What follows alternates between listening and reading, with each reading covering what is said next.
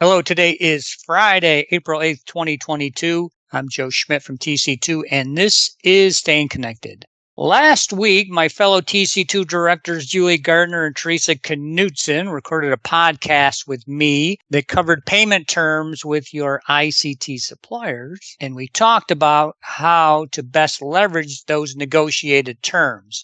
At the end of that podcast, Julie mentioned how identifying credits on supplier invoices would probably make a good podcast. She was right, and here we are to talk about how you can tap this untapped gold mine on your invoices. Theresa, Julie, welcome back to Staying Connected. Thanks, Joe. It's great to be back. Yep, thanks for having us. Okay, Julie, you got me and others very interested when you mentioned this idea on the last podcast. How about if you give us a quick overview of this opportunity to tap the untapped gold mine of credits sitting on company invoices?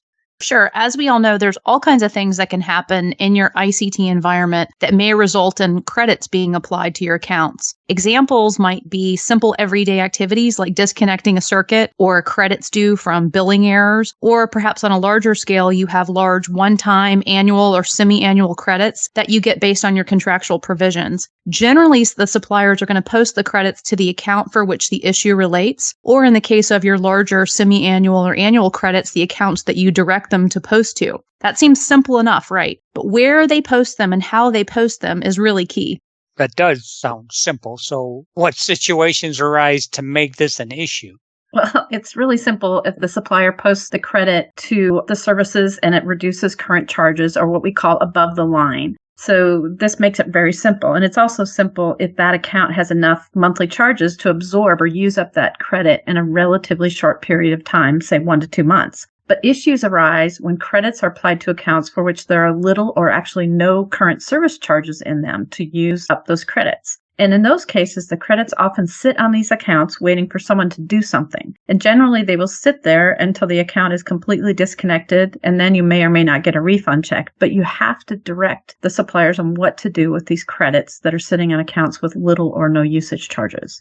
Yeah, and just as an example of that, say you get a credit for $100,000 on an account that only bills $5,000 a month. It would take you 20 months to absorb that credit. Again, absorbing it means the credit's used to offset those current charges. So if you don't pay that invoice, it's going to take you 20 months to use up that $100,000. That is way too long for you to see the financial benefit of that $100,000 credit. So that's an issue. Then there's also the issue of the credits being processed below the line, meaning they do not reduce your current charges. These are especially problematic because your TEM suppliers and your AP teams are not reconciling total open balances every month. Credits posted below the line or to the statement of account are going to sit there until you direct the supplier to apply the credits to open invoice balances. Okay, so what do you two recommend? Well, I recommend if you have a situation where a credit is issued on an account and it will take way too long to use up that credit or absorb it through current charges, that you can have the supplier move that credit to a different account or accounts if the credit is really big. So you want to move those credits to accounts that have larger charges. And if you don't have another account with this supplier, you can ask for a refund check to be issued. But keep in mind, there are some limitations on how these credit transfers work. For example, you typically can't transfer an ILEC credit to an inter-exchange account, or oftentimes the suppliers won't let you transfer credits between U.S. and non-U.S. billed accounts and vice versa. So even if you have tens of thousands or hundreds of thousands of dollars, like some of our clients do in credits, the carriers will actually resist and kick and scream before they send you a refund check.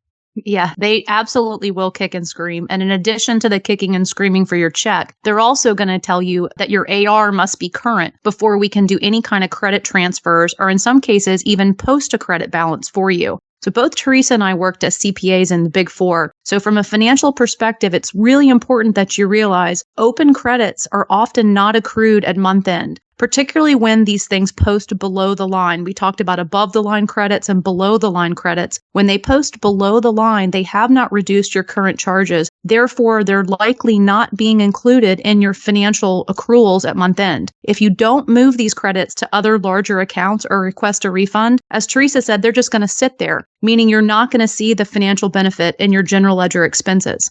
So you both do quite a lot of work in auditing these types of invoices in the telecom space. So there must be a reason that you wanted to discuss this topic.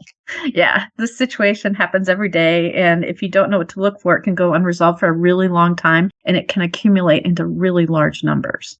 Okay, Julie, what are some of the tips and tricks that you use to identify these situations?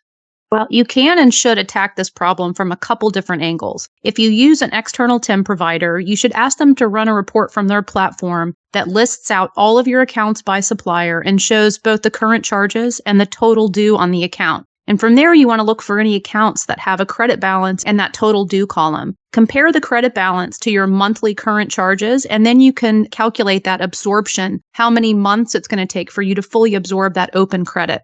Now, you can also and should also request an open aging report from your supplier so that you can see what they say is due. You'll want to make sure that they run that to show both current charges by month and the total due on each account, including any unapplied credits. And the third option for you is to run the report yourself from your vendor portals. And keep in mind, when you're running reporting from the vendor portals or from your TIM supplier systems, you're not always going to see the total due. You might see current charges, but not all billers are going to show you the total due, inclusive of current charges and open credits. That's just an important thing to keep in mind. You may not see it across all of the accounts. That's where you really need to get that supplier provided aging report, including open credits.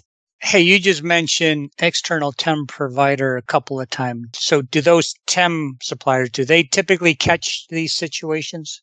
Here's my newly coined ever popular answer to that. Yes, maybe, and no. So yes, and or maybe they can report them, and yes or maybe they'll raise them as opportunities for you to address. Again, the supplier accounts have to actually show the total due for them to capture that information and be able to report it to you. The TIM provider is going to rely on you to work with your supplier representatives to move those credits around in order to use them up faster or to request those refund checks. You definitely need to have this as a regular topic at your monthly business reviews with your TIM providers. And the no to my response is that TIMs typically pay current charges only. So they're not going to be on the lookout for credits sitting on accounts, especially those that post below the line. So they'll continue to pay the current charges due on an account, even if there are available credits to be used. We see this happen often. And again, this is where your involvement in the process is key because you're going to need to direct the TIM on how to apply those unused credits to certain accounts, and you're going to need to work with your suppliers to do that. It's amazing stuff. So, Theresa, do you have any closing thoughts? Yeah, make sure that you're asking for and receiving reporting from your TEM supplier or your AP team internally and look at, as Julie mentioned, not only the current charges, but the total due on accounts. Cross-check those reports against your supplier aging reports and make sure you use open credit so you get the financial benefit in your telecom expense line item.